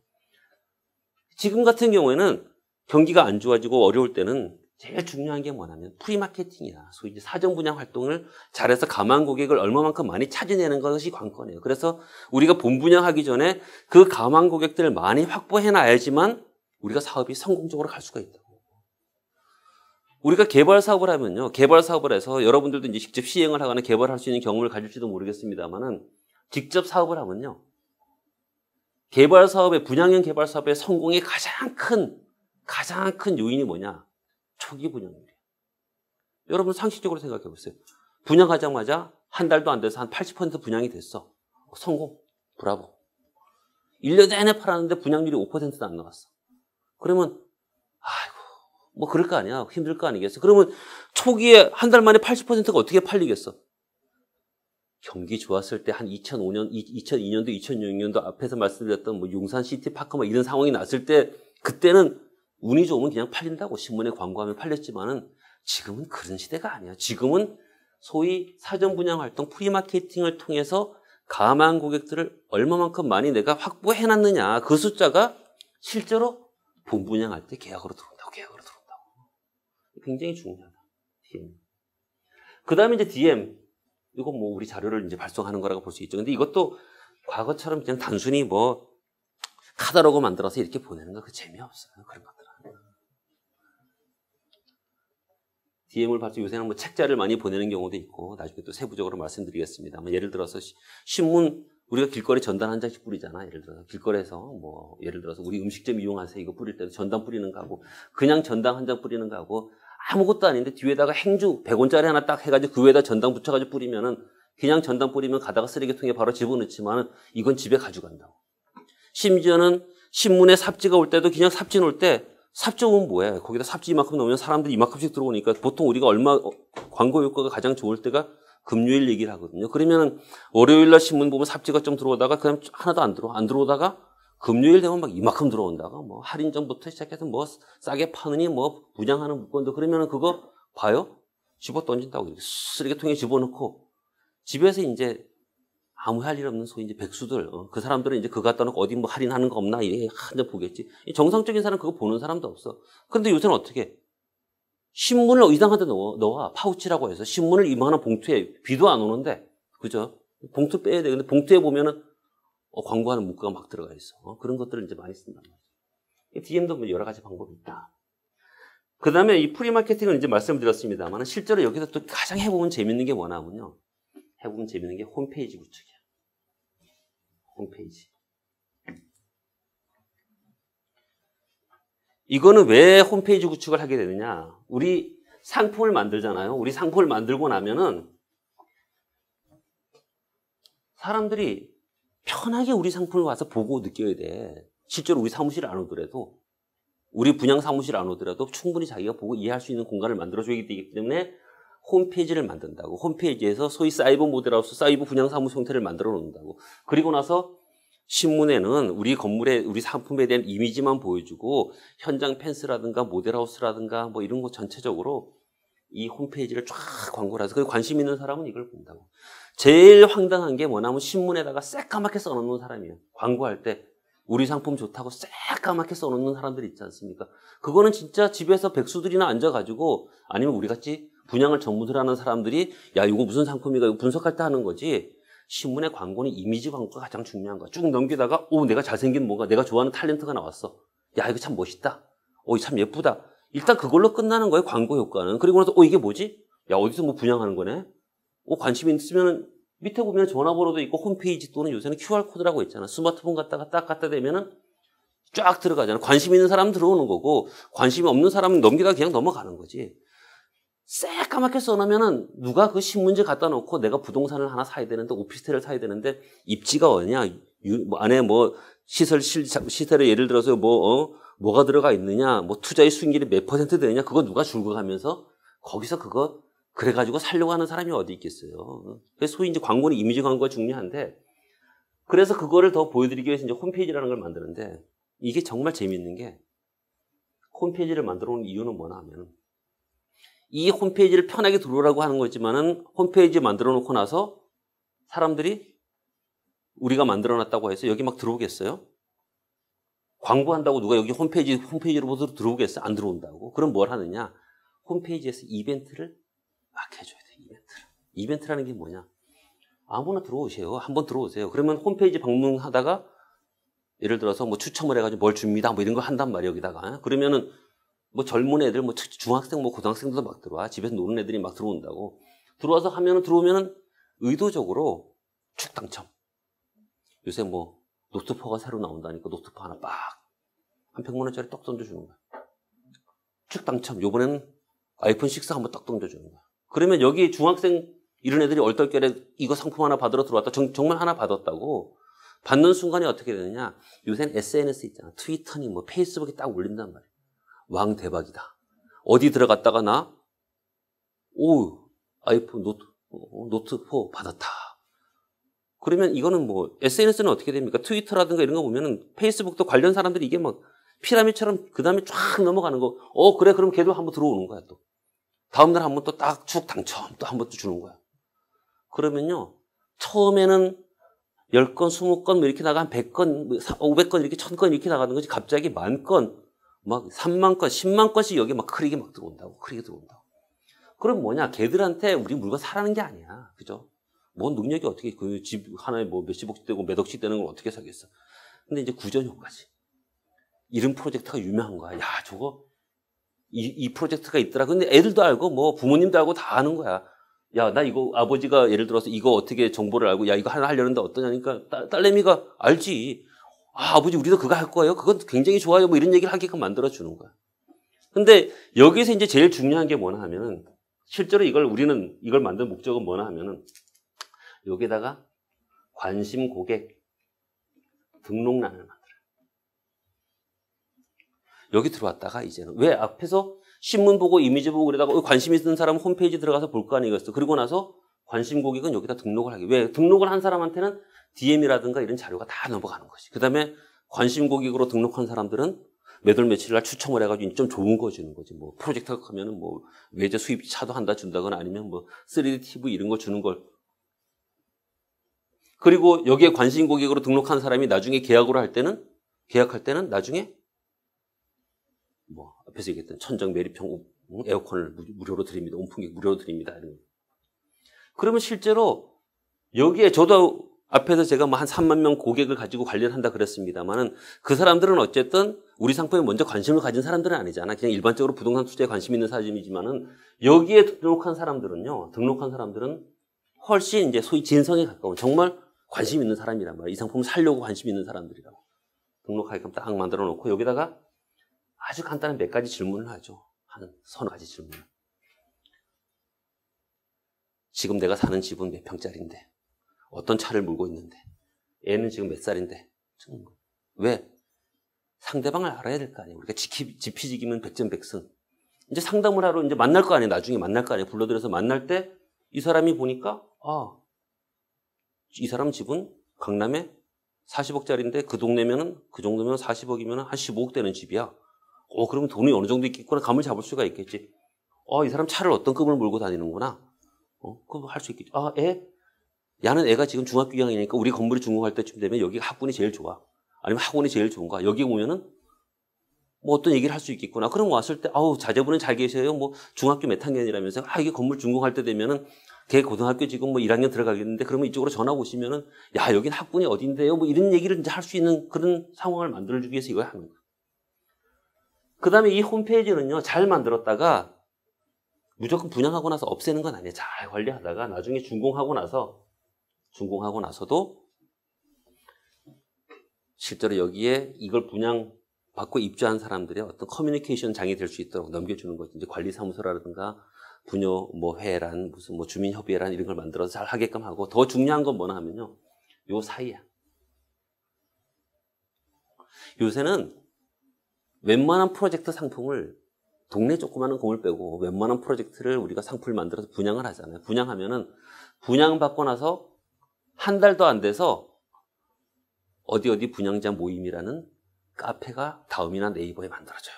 그래서 자기들끼리 아무도 못 들어오게 하고 지들끼리 분양받은 사람들끼리 회원으로 딱 가입해가지고 자기들끼리 거기서 커뮤니케이션을 한다고. 커뮤니케이션.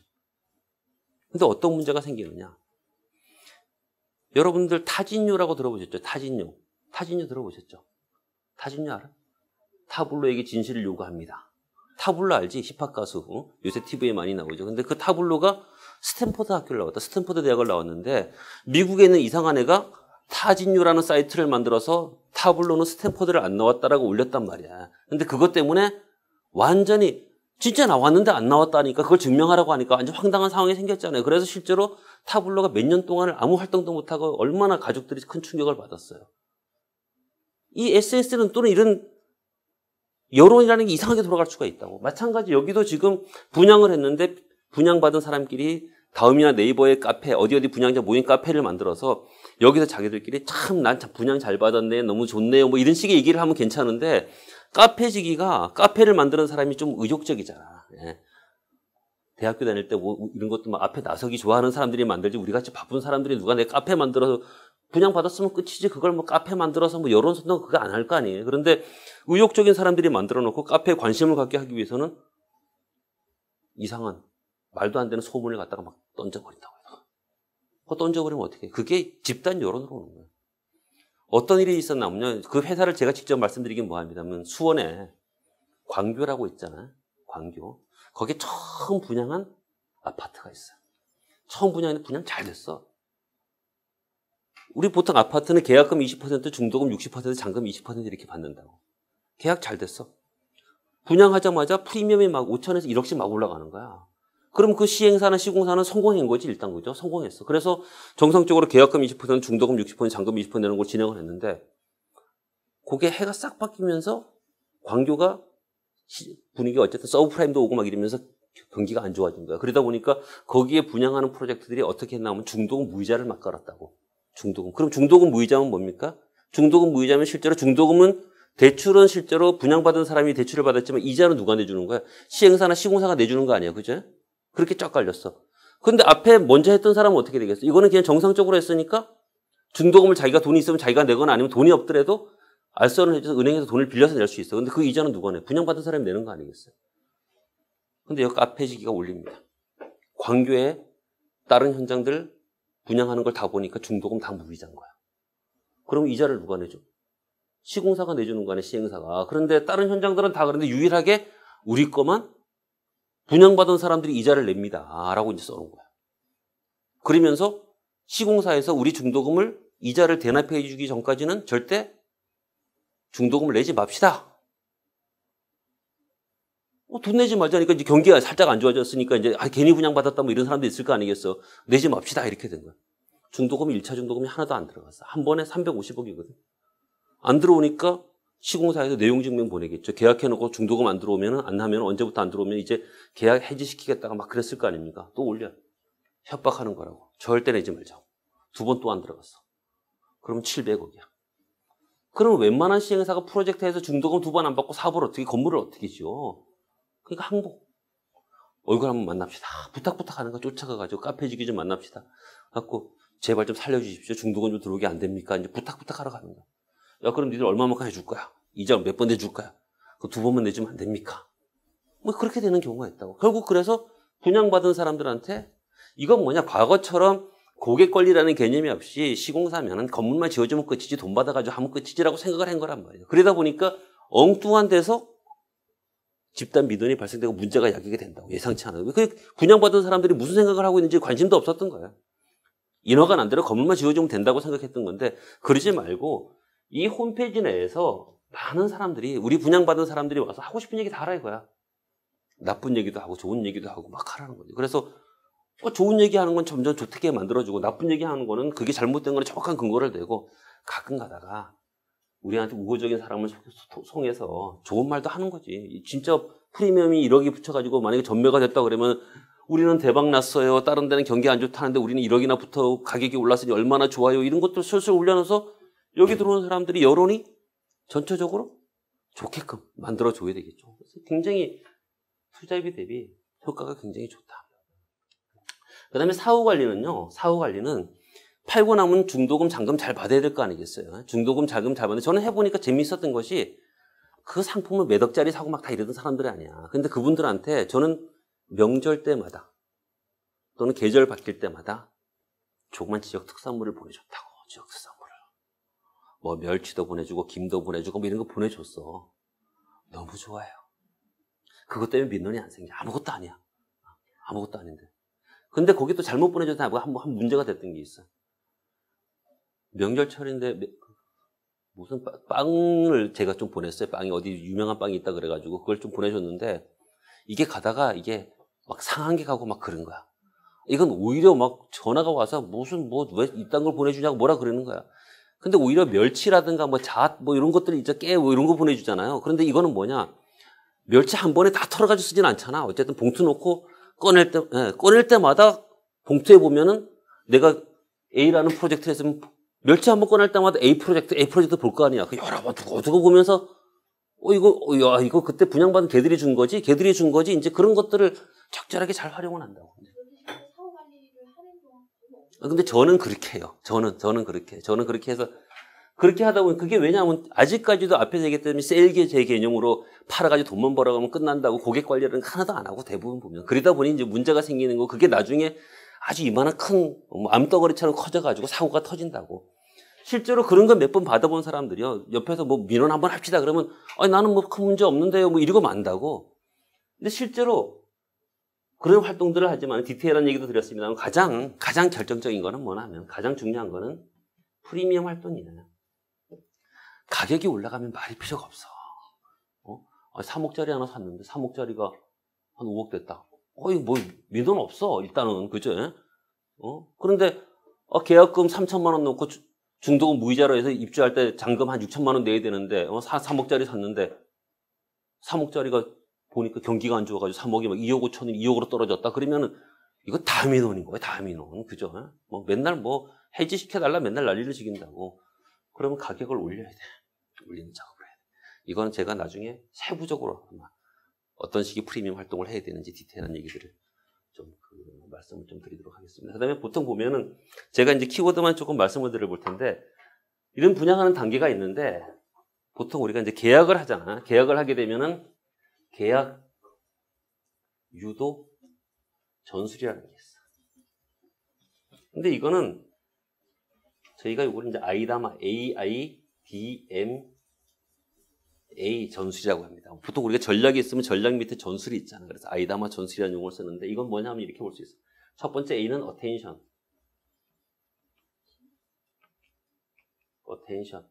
두 번째 interesting. 세 번째는 desire. 네 번째는 memory. 5번째 액션. 이건 뭐냐? 부동산 상품이라는 거는 충동구매가 안 된다고. 내 길거리에 가다가 집 멋있으니까 하나 사자. 아, 이거 아니잖아. 그죠? 집을 사기 위해서는 여러 가지 고민을 한다고. 그래서 제일 처음 사람들이 뭘 구입을 할 때 마음이 이렇게 바뀌는 거야. 주의, 관심. 응? 관심. 저건 뭐지? 뭐, 현장에 뭐하러 돈 들여가지고 펜스를 치고 펜스 위에다 LED를 번쩍번쩍하게 어차피 다 헐어버릴 건데 왜 그 짓을 해? 저건 뭐지? 흥미. 또는 관심도 될 수 있게 흥미. 모델하우스 지어놓고 앞에서 뭐 춤을 추고 뭐 이벤트를 하고 와서 하면 뭘 돈 주니 무슨 전람회를 하고 막 하는 거예요. 한번 가보자. 욕망. 거기다가 뭐하러 몇십억씩 들어서 다 헐어버릴 모델하우스에 유니트를 그렇게 멋있게 만들어놔. 가서 보니까 너무 좋은 거야. 우리 집은 4층인데 엘리베이터도 없어. 집은 유리창이 바람이 흔들려가지고 여름철에 난방비가 집은 커가지고 난방비가 한 달에 7, 80만 원씩 나와. 죽겠어. 그런데 여기 와 보니까 음식물 쓰레기 들고 4층에서부터 뚝뚝뚝 떨어지면서 가가지고 맨날 분리수거하고 막 짜증나 죽겠어. 난방비도 나오고. 와 보니까 이거는 음식물 쓰레기가 자동으로 다 분쇄돼서 없어집니다. 뭐 에너지 절약 무슨 시스템이 나도 난방비가 한 달에 10만 원도 안 나옵니다. 뭐 와 보니 너무 좋아. 남편한테 가가지고 여보, 우리 나이 이제 다 들어가지고 애들 다 컸는데 인생 멋있게 살아봅시다. 우리도 저런 집에 가서 한번 다 저 시골에 있는 쓸데없는 것들 그거 놔뒀다 뭐 할 거냐, 애들 물려주면 뭐하냐, 다 팔아버리고 우리 저거 사가지고 저기서 멋있게 살아봅시다. 그럼 남편이 뭐라 그러세요? 돈 있으면 네가 살아 그래. 지금 회사가 지금 사람은 내가 지금 다 이번 달 봉급 때문에 완전히 스트레스 받아 죽겠는데 지금 회사가 죽느냐 사느냐 하고 앉았는데 무슨 소리 하고 앉았냐. 그러면 이제 아이고 뭐. 그 다음에 이제 기억이야. 그리고 잊어버리려고 그랬는데 밑에 그 음식물 쓰레기 쫙 가서 냄새 이러면서 썰고 나가지고 이제 버리고 나서 이러면서 가는데 뭐 이거 왔어. 딱 보니까 뭐 하나가 왔는데 이거 난방비가 뭐 전기료하고 이게 뭐 7, 80만 원 나와서 짜증나 죽겠는데 뭐가 또 왔어. 전번에 모델하우스에 딱 왔는데 이건 뭐 무슨 상을 받아가지고 무슨 에너지 최저액 상을 받아가지고 뭐 이렇게 됐다는 게 그게 딱 와. 이제 기억이지. 계속 이제 이거 사야 되는데 이제 그렇게 만들어주는 거야 머릿속에. 그렇게 가야지만 행동으로 간다는 거야. 행동으로 간다. 그래갖고 이런 단계마다 어떻게 사람들을 유인을 할 것이냐, 어떻게 사람들이 이렇게 바뀔 수 있도록 만들어주냐. 예를 들어 상가를 분양할 땐 그래. 상가를 분양할 땐 제가 뭘 해봤냐면은 장사 적성 검사라는 걸 해봤어. 장사 적성 검사. 오시는 분들한테 흥미지. 와서 상담하는데 살 사람도 있고 안 사람들도 여러 사람이 있을 거 아니겠어요. 와서 사업 설명회 듣고 나면 적성 검사하는데 돈을 좀 제가 드린다고. 나는 특히 나는 나중에 회사 그만두면 뭐 할까? 뭐 이런 생각할 거 아니겠어요. 요새는 뭐 50대 중반 넘어가면 막 그만두는 경우가 많잖아요. 그럼 딱 적성 검사를 딱 해보면 바로 결과가 안 나오잖아요. 한 일주일 뒤에 결과가 나온다고. 당신은 성격이 뭐 차분하고 뭐 어떤 일을 했기 때문에 예를 들어서 일식 중에서도 회전 초밥집 이런 게 좋습니다. 뭐 이런 게 탁탁탁 나왔단 말이야. 그럼 이 사람이 정년퇴임도 얼마, 이제 회사를 그만둘 때도 얼마 안 됐는데, 일식집을 해야 된다. 일식집 중에서도 예를 들어 회전초밥집을 해야 된다. 그러니까, 이제 관심이 있죠. 그러면 뭐 회식하러 간다. 어디서 회전초밥집 생겼다. 그러면 무조건 가본다고. 가보고 나서 이제 보고 나서 집사람한테 이제 얘기해. 여보, 나는 회전초밥집이 그거래. 내 속초에 맞대. 내가 지금 막 돌아다녀 보고 있는데, 회사 한 2년밖에 안 남았는데 지금 때려치우고 내가 회사 다니기도 힘들어 죽겠어. 눈치 보여가지고 때려치우고 퇴직금 받아가지고 내 회전초밥집 한번 멋있게 할게. 그럼 뭐라 그래? 햇소리 하지 말고 회사 자랄 때까지 그냥 애 졸업할 때까지 그냥 다니라고. 그럼 또 그냥 뭐 어쩔 수 없지 뭐. 집사람 힘이 있으니까 그냥 갔어. 그런데 집에 들어갔는데 뭐 또 왔어. 어디서 회전초밥집을 했는데 대박이 났습니다. 뭐 이런 게 뭐 또 올 거 아니야 또. 그치? 회전초밥 해야 되는데 그리고 나서 이제 주말에 오랜만에 친구들도 만나고 소주 한잔 딱 하고 이제 아침에 그러다 보니 좀 늦었어. 지각을 했어. 임원이니까 8시까지 가야 되는데 늦었어. 막 갔더니만 사장이 CPX가 걸린 거야. 지금 회사가 사활을 걸고 있는데 지금 지각하고 이게 어제 뭐야 이러면 난리가 날 거 아니냐. 욕 시끄러 먹고 밖에 나가서 요새는 담배 피울 때도 없잖아. 저 멀리 가지고 담배 한 대 하늘 피면서 무슨 생각하겠어. 내가 회전초밥을 해야 되는데 내가 왜 짓을 뭐 그런 거야. 이제 그 정도 상황을 만들어 놔야지만 행동이 가는 거야. 그래서 이런 단계마다 또 어떤 여러 가지 전술적인, 전략적인 방법을 하느냐, 이런 것들을 제가 쭉 말씀을 드릴 겁니다. 그래서, 여러분들이 아마도 이제 교육을 받게 되실 내용들이 이제 분양 투자 상담사 이런 부분들인데,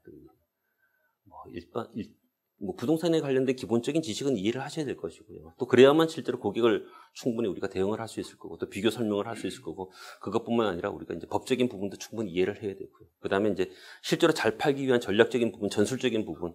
그렇다고 이 고객을 현혹하거나 그러면 안 된다고. 지금은 앞에서도 얘기했다시피 부동산 분양이라는 것은 지금 진실을 파는 활동이라고 이제 말씀을 드리지 않았습니까? 이제 그런 부분에서 우리가 할 수 있는 전략이라든가 전술적인 부분들을 제가 좀 말씀을 드리도록 그렇게 하겠습니다.